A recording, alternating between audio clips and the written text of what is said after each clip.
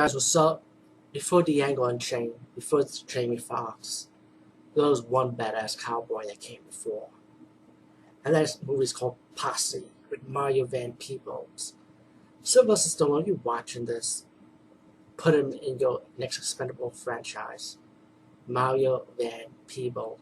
And don't forget Billy Zane as a villain too. I should have added him in.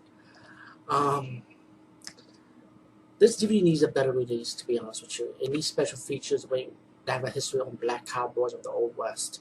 They need to do something like that. I mean, they did, but I would like to see it in the DVD format, like put it in something like a special feature for this type of movie. Very good movie. I remember watching it. I actually did enjoy it. It's like close to 2 hours. I forgot how long this movie was too. And the movie is about Mario Van Peebles' character. Is served in the Spanish American War with his American soldier friends, and the leader of the war was the Civil War general played by Billy Zane. And let me just say that he plays a good villain also in this movie. Anytime Billy Zane plays a villain, I'm always into it because even though he plays the same villain like he does in mostly all his movies anywhere, you know what I'm saying? Anyway, sorry about my speech, but you know, guys know what I'm talking about. You know, you've seen Demon Knight, you've seen Titanic, you've seen all his villain roles. You know what he is. When he plays a superhero like in the movie The Phantom, I'll be like, I'm not used to this. When he plays a good guy role though, but yeah, very good role for him. Um, you know, the Civil War general played by Billy Zane one day said my Van Peebles character and his black cowboy friend, including one white cowboy, played by Stephen Baldwin, who's part of the good guys, by the way. Someone on this mission to get some supplies, and then while they shoot up all the Cuban soldiers, they found that there were gold in the chest. So they took the gold, and it's pretty obvious the general used them to get the gold, you know. And then the general stopped them off halfway, like, "Where you going?" You know, like he wants to go, and he was about to shoot the soldiers that went in to get the gold for him. So one of the black soldiers was with Billy Zane's character, who was like a yes man type of thing, kind of saved the day, and we were able to shoot him out.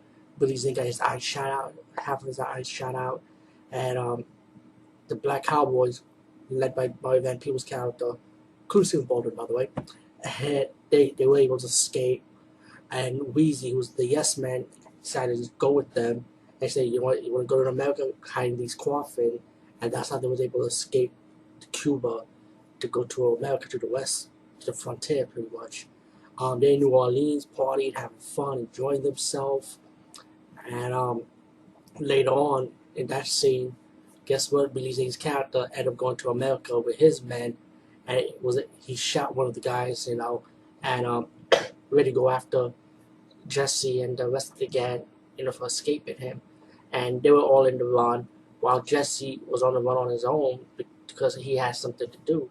And you see flashback scenes on and off of Jesse, and you get to know about his character, who he is now, because he has a flashback history where his father died by the white man who was prejudiced against him, and he got beaten up, and pretty much he wants revenge, you know. And while they ride around town, they come from obstacles, and you know they ride around town. They see other like Chinese, blacks and Indians walking on the railroads. So you get like some color boundary issues and stuff here and there. I mean, it actually is color boundaries, but you know it's a Western movie, which you expect, especially with this type of caliber. So I expect it. But let me just say, from watching this movie, I don't recall any of the characters using the N word, which was kind of interesting. It was like, that's kind of weird. If I'm correct, I didn't see none of these characters, like especially the white man, they didn't use the N word. Secret Tarantino, like how cool this movie was. I mean, to me, in my opinion, I'd say this movie is much more cooler than Django Unchained, in my opinion. You know, I like the Django Unchained. I just saw it a few days ago, but I just never bothered reviewing it because people already talked about it already, so why even bother? But yeah, the Django Unchained was good. I liked it for what it was, but I didn't thought it was all that. I guess because I see so many spaghetti westerns on the style that Quentin Tarantino was trying to portray. I'm practically absorbing it. To check my main channel page here, I talk about so many spaghetti western. Like watching something like The Django Unchained was nothing to me. But I didn't really think that movie was all that. Like I mean, they used the N word a lot. I was like, damn, so this is what they were talking about. But in Posse, to me, Posse is like a way better movie than Diego and Shane. And they didn't even use the N word, not even once if I'm corrected. I was like, damn. So that shows how good how awesome a movie could be, with the right direction. But anyway, other than people in his gang stumbled upon this town owned by black settlers and stuff. And it was a town that his father was hoping for to be built, that he practically like have his citizen built before his father died. And Mary Vipier's character, that's the character that he grew up with, that he knows. His Jesse, I mean, go ahead, his name, Jesse, his character's name. And he's still Blade Underwood, who owns the town now. And they enjoy themselves. They get talk about good old times. And then you got the other town run by white settlers, and these white men are the one that killed Jesse's father in the past. They still upon the black town, making threats saying they want these guys, like pretty much they wanted from the one poster, like they're making threats. And they captured 2 people from the town, Jesse, and plus they beat up one of the members of Jesse's gang, which was the white guy Stephen Bowman's character, which I actually enjoyed his character. So it's sad that he died. They beat him down to death, and it was sad because he was trying to save one of his black friends. So they really caught him and beat Stephen Bowman's character down. And while Jesse found this out, he went to the town, to the white town, and freed 2 of the prisoners, and they escaped. And the white KKK leader shot the mayor, trying to flame it on Jesse, and behind him was the general. He ended up catching up with Jesse and his gang from the white town, and the evil general and the white people from the white town teaming up together to invade the black town. And then you got this big shootout, in the town as the black settlers trying to defend themselves. And then you start seeing the conspiracy behind the black town, where Blair Underwood's character, who's like the U.S. Marshal of the town, and you find out that he actually wanted the town to be destroyed because the railroad is power. The railroad could come to this town, whoever owned the land, get more money, more power, pretty much, for the land. And Blair Underwood's character was the traitor, and he was actually conspiring with the white leader of the white town, the KKK leader, to split it 50-50, but they come to a disagreement. The white guy portrayed Blair Underwood's character. Jesse shot the white cowboy, white villain, the mayor. I mean, not the mayor. I mean, the KKK leader. He was able to shot him, and pretty much everyone's fighting off. A lot of good, a lot of the gang members from Jesse's gang ended up dying.